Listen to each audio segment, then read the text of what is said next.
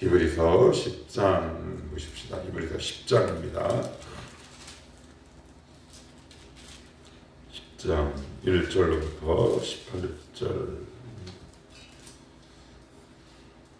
우리 한 절씩 교독하면서 봅시다. 1절로부터 18절입니다.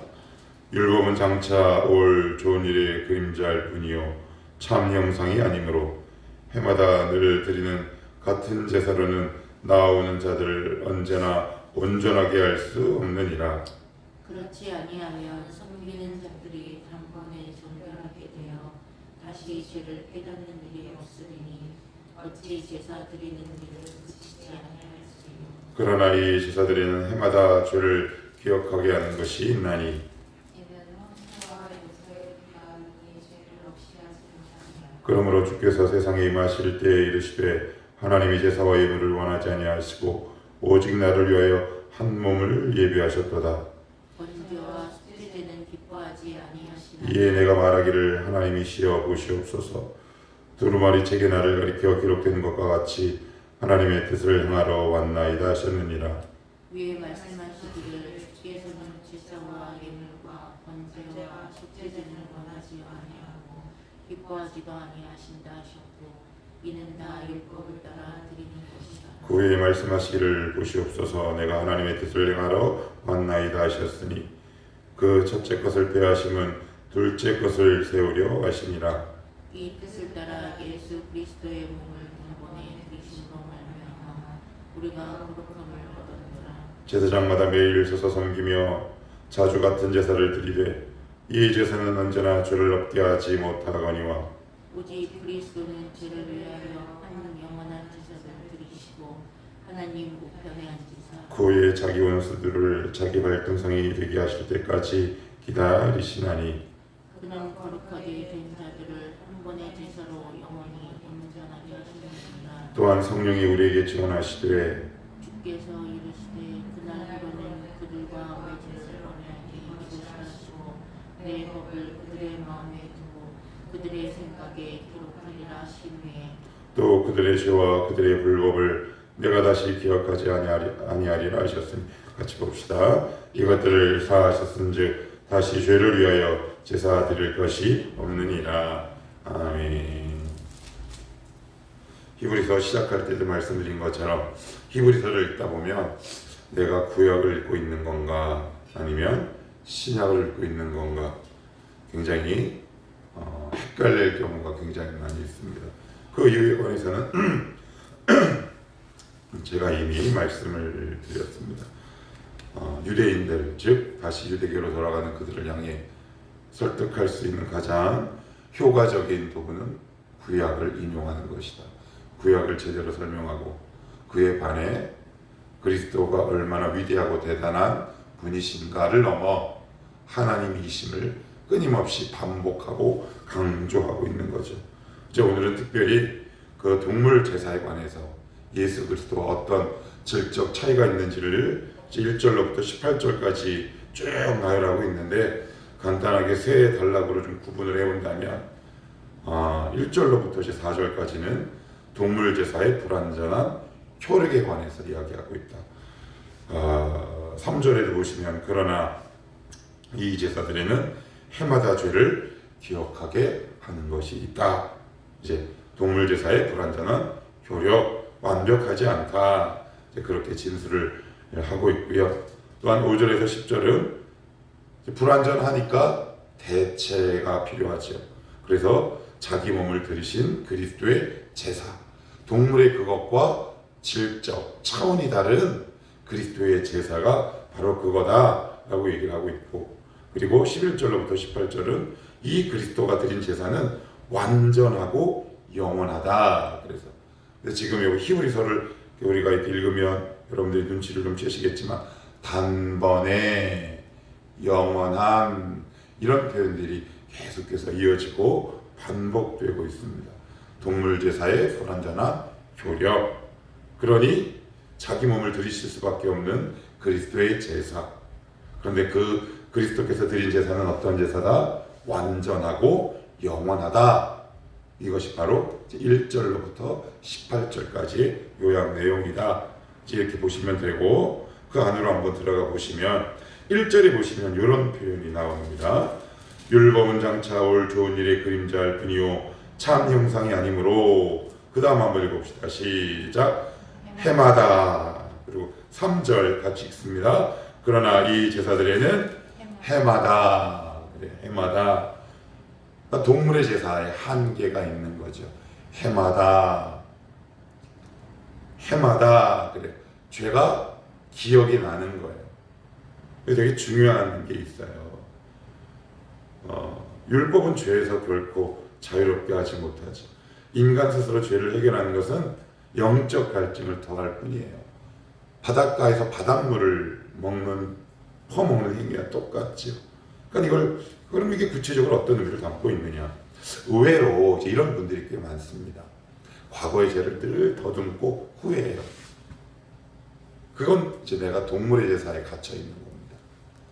해마다 1절에도 해마다 3절에도 해마다 그때가 돌아오면 그때 내가 왜 그랬을까? 이건 불신앙입니다. 이게 되게 겸손한 행위도 아니고요. 이게 자기의 영혼을 좀먹는 거예요. 그래서 우리가 예수 그리스도 안에 있는 분들은 절대로 이렇게 말이라도 내뱉지 않으셔야 합니다. 그건 그리스도의 구속사역을 부인하는 거잖아요. 그때 내가 왜 우리 인간이라 아예 후회가 없을 수는 없어요. 우리가 이렇게 살다가 이런저런 나의 삶을 회상하거나 돌아보면 후회되는 지점과 그 시점과 시기가 왜 없겠습니까? 사람이라.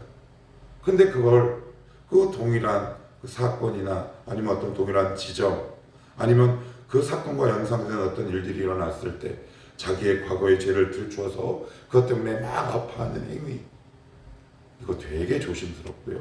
이건 불신앙이나 다름없다. 왜요? 해마다 기억난다잖아요. 동물의 제사는. 그런데 우리 주님은 단번에 영원히 끝났어요. 이미 끝난 거예요. 그러면 하나님 아니면 저에게 목사님 그거 생각나는 거 어떻게 해요? 여러분 오해하시면 큰일 납니다. 생각날 수 있어요. 우리는 내 감정과 느낌을 믿는 게 아니란 말이에요. 말씀을 신뢰하는 거예요. 내가 너의 죄를 다시 기억하지 않겠다라는 말씀을 신뢰하는 거지 내 감정. 그래서 이 감정을 이렇게 말씀으로 이렇게 누르지 못하면 거기에 다양한 죄의 파편들과 흔적들이 생기고 붙기 시작하죠. 그래서 내 자신을 정죄해요. 나는 쓸데없구나, 쓸모없구나. 그 모든 것의 출발과 시작이 바로 말씀에 대한 불신임을 우리가 꼭 기억해야 하는 이유가 바로 그것 때문인 거죠. 해마다 죄를 기억하는 사람들이 있어요. 해마다. 이 말을 우리에게 조금 더 구체적으로 적용하면 바로 이 말씀이라는 거예요. 어떤 지점에서 어떤 시점에서 나의 과거의 어떤 실패한 부분들을 들추어낸다거나 그것으로 인해 믿음의 정진, 믿음의 전진 혹은 정진 이런 것들이 방해가 되고 장애가 되면 여러분 다시 한번 이거 하나님 앞에 정말 회개하셔야 될 부분이거든요. 다시 선포하세요. 하나님, 저 이 사실을 믿습니다.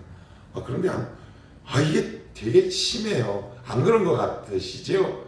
이렇게 얘기를 들어보면 그렇지 않아요. 굉장히 많아요. 굉장히 많습니다. 자존감이 낮다라는 말이 무슨 이야기일까요?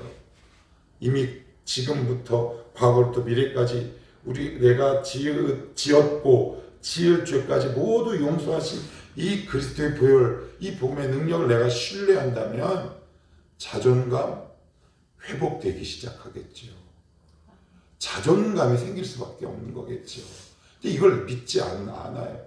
그러면서 교회 나온다. 이게 참 되게 논리의 모순이겠다 싶습니다. 우리 꼭 기억합시다. 해마다 죄를 기억하지 마십시오.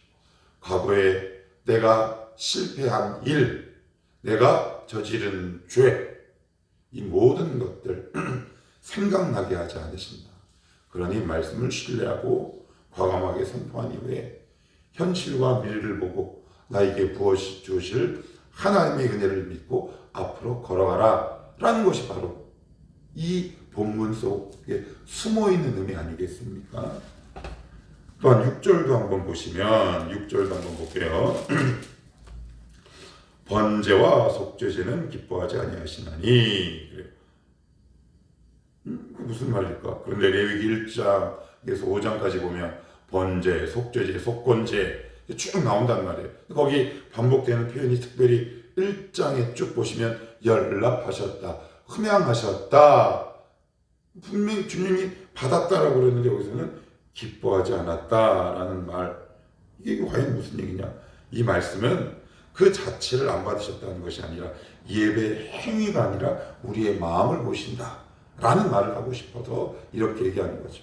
그런데 이 동물 제사가 자꾸 이렇게 반복되다 보니까 여러분, 극단적인 것도 눈에 익으면 덤덤해지듯 이제 유대인들도 이 동물로 드리는 제사를 자꾸 반복하다 보니 어떻게 될까요? 익숙해져요. 그리고 이게 무뎌진다는 말이에요. 인간이라 그래요. 인간이라. 우리도 그렇습니다. 기도, 예배, 어느 지점에 가서는 나도 모르게 무뎌질 수 있어요. 그럴 때 우리가 좀 조심하셔야 돼요. 하나님, 내 마음이 요즘 좀 무뎌지는 것 같습니다. 하나님, 다시 한번 내 마음을 회복시키셔서 하나님 앞에 나의 기도가, 나의 예배가 뜨겁고 바르게 하옵소서. 하나님은 우리가 드리는 어떤 단순한 행위 자체를 주목하는 분이 아니라 그 이면 너머에 있는 우리의 마음과 중심을 오늘도 보고 계신다라는 말씀을 6절 이렇게 표현한 거죠. 번제와 속죄제는 기뻐하지 아니하신다. 또한 10절도 한번 보시면 10절 같이 한번 읽어볼게요. 자, 10절 시작. 이 뜻을 따라 예수 그리스도의 몸을 단번에 들이심으로 말미암아 우리가 거룩함을 얻었도다. 그래요. 단번에 그래요. 그래서 거룩함을 얻었다 그래요. 거룩함을 얻었다. 그러니까 이게 무슨 말이에요? 거룩함은 그리스도를 믿는 순간 즉시 됩니다. 그런데 교회 와서 이런 표현 혹시 저는 최근에도 들어요. 죄가 많아서. 그거 말씀을 일단은 모르는 거고, 그죠? 말씀을 모르는 거고, 둘째, 말씀을 안 믿는 거예요. 다시 읽어볼게요. 단번에 들이심으로 말미암아 우리가 거룩함을 얻었다. 제가 조금 더 구체적인 본문의 예를 들어볼까요? 누가복음 23장 43절에 보시면 왜 우리 주님 양 옆편에 강도가 달리잖아요. 그랬더니 그 강도 한 명이 서히 회개를 한단 말이에요. 나를 좀 생각하옵소서. 그랬더니 주님이 이렇게 말씀하세요. 오늘 내가 나와 함께 낙원에 있으리라. 오늘이라는 단어를 써요. 즉시라는 말이죠. 먼 훗날이 아니에요. 구원은 즉시예요. 내가 그리스도를 믿는 순간. 그래서 이것을 성화와 성숙의 관점으로 이해해야지 내가 죄가 많아서 라고 이해하면 그건 이제 100% 사단이 공격합니다. 너 그거 안 믿어? 너 죄가 많아? 오케이, 그럼 정죄하기 시작하는 거죠. 근데 그런 분들이 한국 교회 안에 부지기수다. 그래서 어른들 신방 가면 이런 경우를 제가 얼마나 많이 보는지 몰라요. 제 어르신들이 제일 좋아하는 건 뭐냐면 설교는 짧고 기도는 겁나 길게 해주는 걸 좋아한단 말이에요. 그래서 엄청 짧게, 그러면 기도 제목을 내면 누가 이렇게 잘 안 되는데 우리 늘 그 얘기야, 어르신들은. 그러면서 꼭 말미에 이런 교훈을 줍니다. 아유, 목사님, 제가 죄가 많아서 큰일 나는 말이에요. 예수 그리스도를 믿는 사람이 죄가 많아서, 여기서 말은 죄는 앞으로 우리가 성화하고 성숙하고 이제 고백하는 것. 그래서 이것을 주님이 뭐라 그래요? 너희는 몸이 깨끗하니 발은 씻어라. 이렇게 표현하시잖아요. 근데 그걸 죄가 많아서 그 말은 무슨 말이에요? 그리스도의 보혈이 나에게 영향을 끼치지 않아서 라는 말이라는 말이에요. 그 말은 성도 입 밖에 내지 않으셔야 돼요. 이걸 믿으셔야 한다고요. 그런데 이걸 안 믿어요. 그러면 우리가 죄를 지을 수 있죠. 그건 그때그때마다 손을 씻고 발을 씻는 행위처럼 우리의 입술을 열어서 하나님께 죄를 고백하는 행위지. 그런데 내가 예수 그리스도를 믿는데 내 과거로부터 지은 모든 죄, 미래의 죄까지 아직 해결되지 않았을 그런 고백처럼 말을 하는 건 굉장히 사단의 무기요, 도구가 될 수 있어요. 그런 말은 입 밖에 내지 않으셔야 됩니다. 아유, 죄가 많아서 그런 건 없어요. 거룩함은 그리스도를 믿는 순간 즉시 효력이 발생한다. 앞으로 실수하죠. 예수를 믿어도 그 차원의 죄와는 다르다. 그것도 역시 우리 주님이 용서하신다. 그래서 어떤 표현? 죄가 많아서 이런 표현 하시지 마시라. 자, 마지막으로 요금 같이 한번 읽어보고 13절까지만 볼게요. 자, 13절 시작. 그 후에 자기 원수들을 자기 발등상이 되게 하실 때까지 기다리시나니. 요게 무슨 말이냐? 이제 이런 거예요. 여기 앞에 이 스툴이라는 게 있는데 그 벽화나 그림에 보시면 왕이 그 자기 보좌에 탁 앉아서 그 정복한 왕의 등에 발을 탁 걷는 거예요. 이게 발등상이에요. 발등상. 이게 무슨 얘기냐? 예수님이 보좌에 앉아서 죄와 사망 그리고 사단의 발등상을 탁 대는 거예요. 그러니까 이게 무슨 얘기입니까? 우리는 이긴 싸움을 싸운다. 좀 더 구체적인 예를 들어볼게요. 1차 세계대전 아시죠? 그 다음에 뭐예요? 2차 세계대전. 대전은 뭐에 약자일까요? 대전쟁. 이 갑자기 이야기를 제가 왜 하냐면 성도들이 많은 부분 오해해요. 여러분, 전투가 있고요, 전쟁이 있어요. 전쟁이 훨씬 큰 개념이에요. 이미 전쟁은 우리 주님께서 싸워 이겨놨어요. 그런데 우리는 이 땅에 살고 여러 가지 죄와 유혹과 실패와 좌절과 낙심과 넘어질 수 있지요. 그건 전투예요. 전투에는 넘어질 수 있어요. 그런데 이미 저 앞에 보면 전쟁은 이겨놓은 거라는 거예요. 그래서 오해하시면 안 돼요. 내가 죄 때문에 넘어졌다고. 뭐 주님이 다 이겼다며. 근데 나는 왜 이렇게 안 이겨? 잘 몰라서 그래요. 우리는 이미 이겨놓은 전쟁을 이진성 전투를 하고 있는 거예요. 거기서 넘어질 수 있어요. 그렇지만 크고 넓게 보면 전투 너머에 뭐가 있다? 전쟁이 있다. 누가 이겨놓으신? 예수 그리스도가 이겨놓으신. 근데 이거를요, 이 복음의 의미를 바르게 이해하지 못하면 어떤 일이 생기느냐? 좌절감이 심해져요. 왜요? 자꾸 넘어지거든요. 자꾸 넘어져요. 주님 이겨놓으셨다며요. 그런데 왜 저는 넘어져요? 아니요. 이미 우리는 이겨놓은 싸움을 싸우고 있다. 전투에는 이렇게 넘어질 수 있죠. 다윗도 넘어졌어요. 얼마나 크게 넘어졌습니까? 그래서 아주 대수술 받았잖아요. 그래서 전쟁에 졌습니까? 예. 그리스도 안에 있는 자는 질 수 없는 존재들이. 우리는 이미 이겨놓은 싸움을 하고 있다. 그런데 사단은요, 겁주는 거죠. 제가 예전에 몇 번 말씀드렸죠. 제가 아주 어렸을 때 알바하러 어디에 뭐 이렇게 배달하러 갔을 때 셰퍼드가 아주 지금도 그 눈빛 무서워요. 차라리 짖는 개는 덜 무서워요. 그런데 발을 이렇게 하고 이렇게 쳐다보면 굉장히 무섭습니다. 그런데 탁 나오는데 제 뒷덜미를 탁 노리더라고요. 그래서 꽉 소리 지르고 나왔더니 이만한 쇠사들이 묶여있는 거예요. 예, 사단은 오늘도 으르렁거립니다. 너 졌어. 속지 마십시오. 이겨놓은 싸움을 싸우고 있는 것이다. 나는 한두 번 넘어질 수 있지만 주님은 우리를 다시 세우신다. 그래서 우리의 인생 큰 틀로 보면 하나님이 우리를 통해 그리스도의 능력으로 반드시 이기게 하신다.